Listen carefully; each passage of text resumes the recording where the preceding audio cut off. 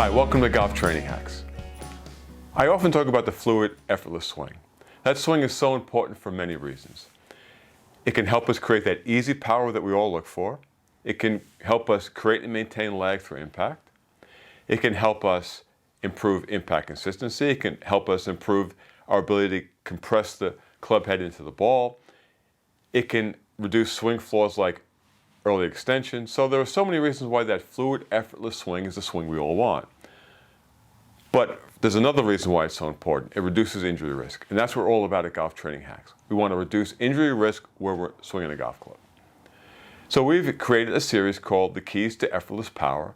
So we take a look at, in depth, that fluid, effortless swing. But not from a golf technique point of view, more from a physiological point of view. Because when you understand what's actually happening physiologically in that fluid, effortless swing, we can better create exercises or exercise programs that can help us get that fluid, effortless swing. So in this video, we're going to talk about lag. We're going to focus on lag and some of the physiological aspects of lag and why lag is so important. Now, we all know we don't want to cast and flip the club head at the ball, right? Now, it often feels like when we cast and flip, we're actually speeding up the club head, but we're actually slowing down the swing when we cast and flip. So let's talk about why that's the case. So let's look at lag from a physiological point of view. First of all, the term lag means something's trailing behind, right? So in the golf swing, for us, lag means that the shoulders and the hands are trailing behind the hips. Now, it's so important that the hips lead the way in the golf swing to create lag, because the first thing we have to understand about lag is that, or creating lag effectively, is that you need a separation between your shoulders and your hips. That's so important. So as we rotate into our backswing, our hips rotate, but then our hips kind of stop and our shoulders should be rotating even more, and that's creating a separation. But that's not all.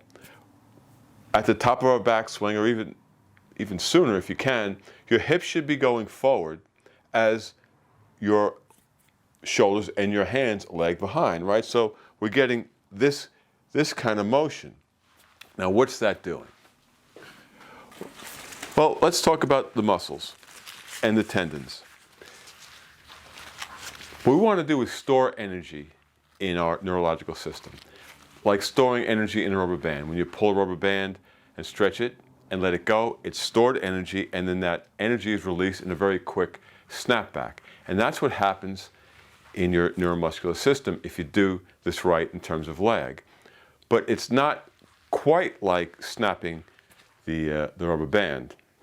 Here's what I mean. When muscles are at rest, there's a little bit of slack.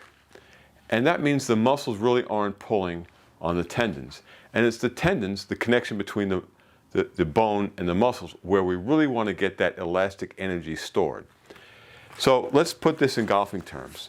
Okay, if the blue band represents muscles and the orange band represents tendons, when we're at address, and this is obviously an exaggeration, but there's slack in the system, right? The muscles are on slack and the tendons are on slack. Now, as you begin to separate your hips and your shoulders, what we're getting now is more tension. But as we go into our backswing, the muscles are elongating and they're pulling on the tendons, but there's still an elongation. Let's look at it this way: elongation in the muscles. Now, at the top, let's say you're starting your forward movement with your hips at the top of your backswing. At the top of the backswing, there should be an isometric contraction in the muscles. So that means the muscles are holding strong, the hips move forward, and then all the tension is placed into the tendons. Now that's where you really want the tension. That's where you really want the elastic energy to be stored in the tendons. If you don't have a strong isometric contraction to make the transition between the backswing and the downswing quick and strong, you're going to be creating less effective storage of energy, because now the tendons and the muscles are going to be absorbing the stretch. Whereas if you have a strong contraction here that stops the motion as this hip moves forward. Then you're going to have this kind of action in the tendons in your torso. That's going to allow that elastic energy to snap back and help improve power production. That's very important in movements like running, in any kind of movement like throwing, or in the golf swing, obviously. So there's two things that are important now in creating this elastic energy storage in your tendons.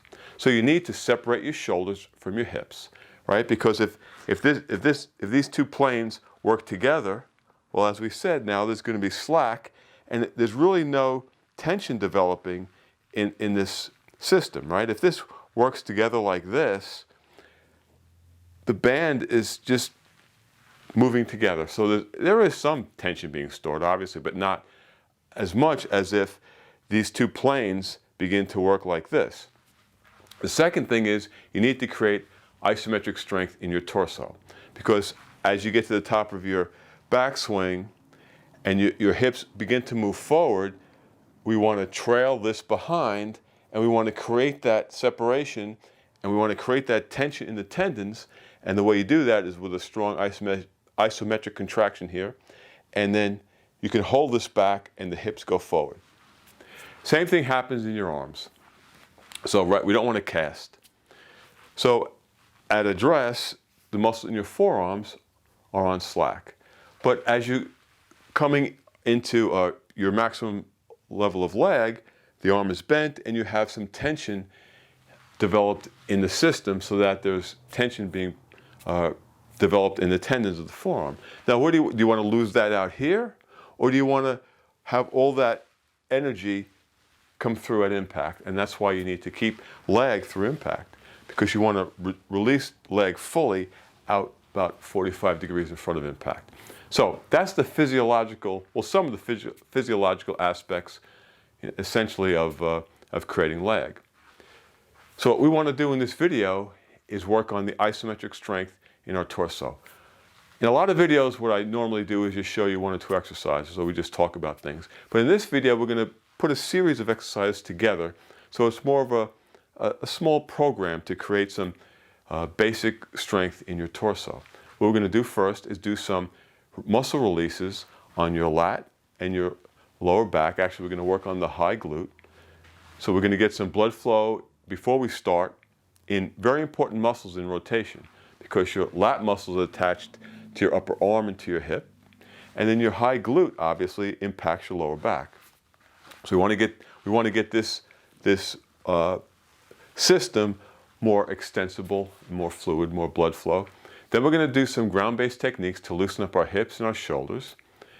And then we're going to do the isometric work. We're going to do two very basic exercises to improve your isometric strength. And then we're going to finish up with the way we started in terms of the releases. We're going to release the lats and the lower back again. So let's get started. So in the next two videos, we're going to do the releases. We're going to do a lat release, and we're going to do a high glute release. One's with a roller, one's with a tennis ball or a lacrosse ball. Now remember, you don't want to do this for 10 to 20 seconds.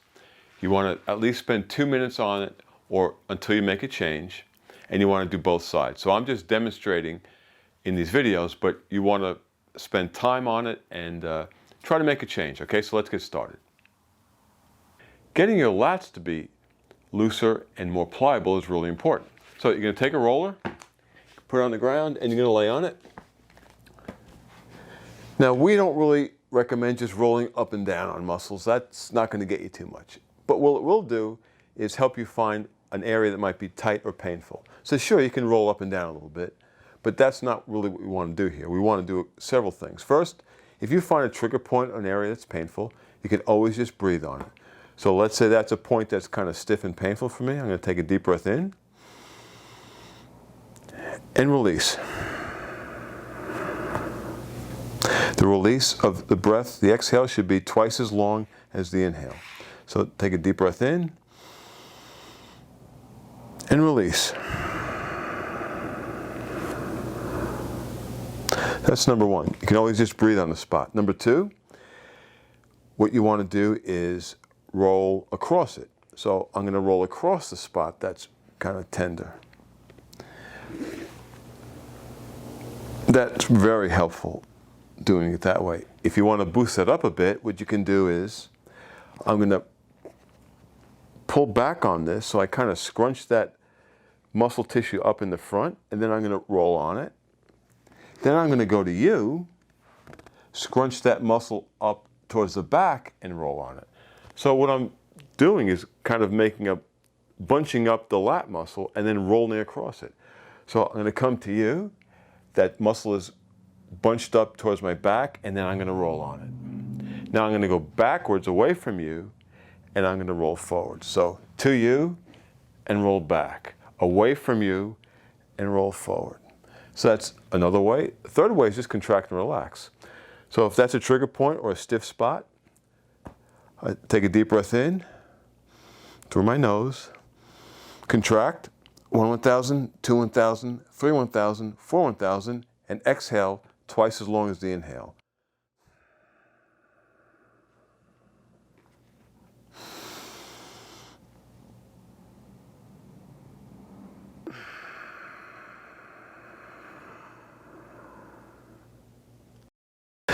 Okay, so there are several ways to release some tension in your lats. Now, lats are a really important muscle. They're a big driver of movement. They're attached to the top of your hip, and they're attached to the top of your arm. So they traverse a long area in your back, and if they're stiff and tight, your hips just aren't going to work right. In this video, we're going to use a lacrosse ball or a tennis ball to release some of the tension in the upper glute max or the high glute max. So what I'm going to do is take this lacrosse ball, and if this is too hard, because it's a very hard ball, you can use a tennis ball, and I'm just going to trace the arch of my upper pelvis where the glute max muscle kind of converges into your back. Now I'm not going deep into the glute, I'm just staying right up here, I'm just tracing the top of my pelvis, and this is how I'm going to do it. I'm going to take the ball, I'm going to put it towards my spine, and now I'm going to begin to add pressure. I actually love this particular technique when I have lower back stiffness. It really helps. So what I'm just trying to do now is find some spots that might be kind of tender, and I'm just letting the weight of my body sink into the ball. Now I'm going to take a deep breath in and release. I want my release to be my exhale to be twice as long as my inhale, roughly. And then I'm just going to continue to find areas that might be tender or painful. Now, you may find some areas that are very tender, even if you have a tennis ball there. So what you're going to do is use your arm and your leg to release some of the pressure. If you find that it doesn't hurt that much, and you want to add more pressure, well, you can lift your leg and you can sink into it more. You can also change the positions of your leg. So you can put this leg across in the front. You can move this leg like this. You can move it out. You can make movements like that. So, you got to find where you feel you need to get more pressure or more movement. Now, I'm just kind of rolling back and forth on this. That's what I like to do, slowly. I'm not rushing this. And I should be breathing, obviously I'm talking, but you should be breathing as you're doing this. Deep breath in and release. You can extend your leg. If you need some more pressure, if you find that that's not even enough, you can take this leg, you can put it on your hip, and then you can press down and get some more pressure on that ball. And again, you want to breathe. Breathing is so important. It sends a neurological signal through your neuromuscular system that these positions you're in are not a threat. If your brain perceives a threat, it's going to tighten things up, and that's pretty counterproductive to getting releases in muscles. So I only spent a few seconds on that. You got to spend time. 20, 30, 40 seconds isn't going to do it. You got to spend time, 2 to 5 minutes roughly, or until you make a change. For those of you who have lower back soreness and stiffness, this is a great movement, a great technique to help you reduce some of that stiffness in your lower back. So you spent some time releasing muscles on your side, your lat, and your lower back. So now we're ready to get this kind of motion, but we want to do some more. We want to get some ground-based techniques in so we can do some mobility work in our hips and get some more mobility in our shoulders before we start the isometric work. So we're going to do 2 exercises, 2 techniques in the next 2 videos. I would say do 10 reps of each technique. You can do more if you want, or if it's too hard, you do less, but 1 or 2 sets of 10 would be great. So let's get started. This basic rocking is a basic reset, but it's great for your hips, and it's one we use all the time. So it's very simple. So you're going to start from all fours, and you're just going to rock back and look through your legs, and you're going to rock up and look as high as you can. Your eyes should move first. You're looking down and up, and you're breathing. Inhale, exhale. Inhale, exhale. Nice and easy movement. You want to get eye movement as best you can. Now, if you can only get back that far, that's okay. You go where you can. If you can come all the way back, obviously that's great. It's a very simple movement. It's a really good movement, and we start all our sessions with basic rocking. I'll demonstrate rocking with a turn. This is a great way to get some easy motion into your hips. So we'll start with a basic rock. Basic rock is this. And instead of going forward and back, what we're going to do is come up, look up, and then rock into this hip. So I'm into this side. I have all my weight, or most of my weight, into this hip. And I'm going to come up. Now I'm trying to look up. I'm looking through my legs. I'm trying to look up as far as I can.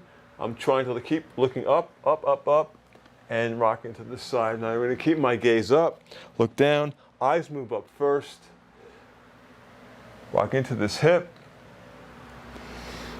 You can alternate if you want. Look up as best you can. Look behind you. Eyes move first, look up, and back. From the side. So we'll start it off. I'm looking up, and now I'm trying to find the wall behind me. Look up, trying to find the ceiling. Look through my legs. Eyes move first, and rock into this hip. So I don't have much weight on this side now. Other side.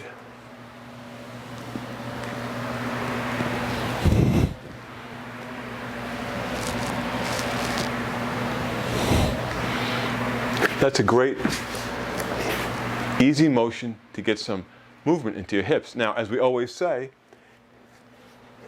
if you can't get back here, you go where you can. So if that's all you have, then that's great. You just want to make improvements from that point. You don't have to really get to any particular spot. You don't have to get to where I am. Maybe you can get even deeper than I can. Great exercise to improve some range of motion in your hips. Great, so now we've released, we've mobilized, so now it's time to do some isometric work. Now, these are 2 very basic isometric exercises that will help us improve the strength, the isometric strength in our upper body, in our torso, so that we can create that elastic energy storage in our tendons.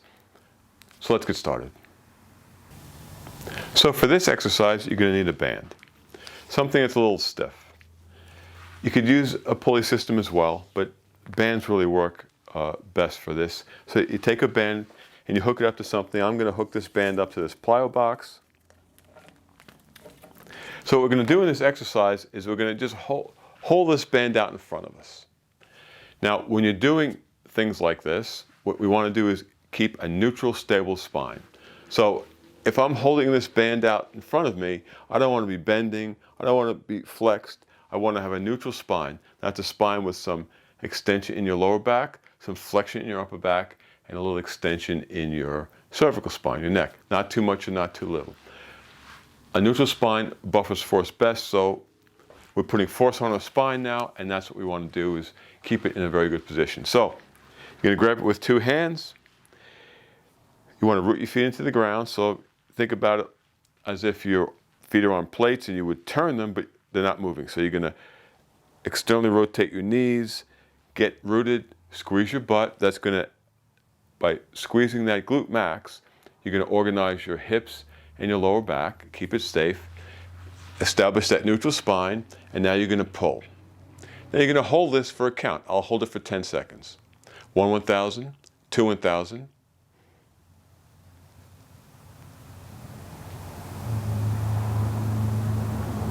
And 10 1,000, and I come back. Okay, so you can do this for reps. So we could do it again. You could rest for as much as you want. You could hold it for as long as you want. It doesn't have to be 10 seconds, right? So now I'm rooting my feet into the ground, organizing my hips and my lower back by squeezing the glute. I establish a neutral spine, and once again, I'll hold this for 10.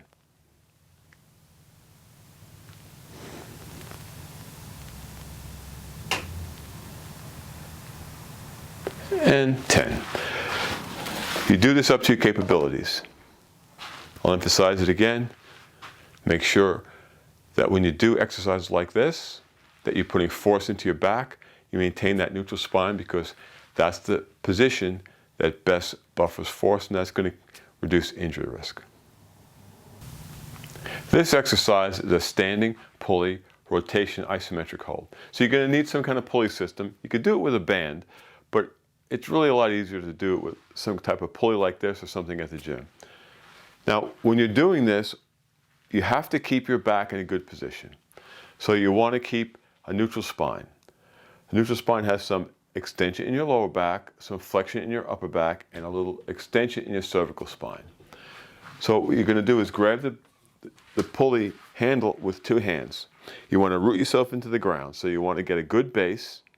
Squeeze your butt. That's going to organize your hips and your lower back. You want to establish your neutral spine.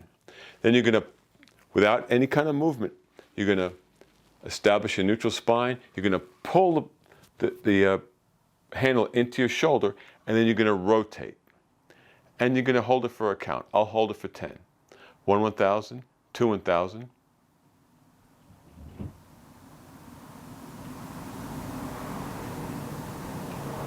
And 10 1,000. And go to the opposite side. Remember, stay rooted, squeeze your butt, pull it into the shoulder, and count.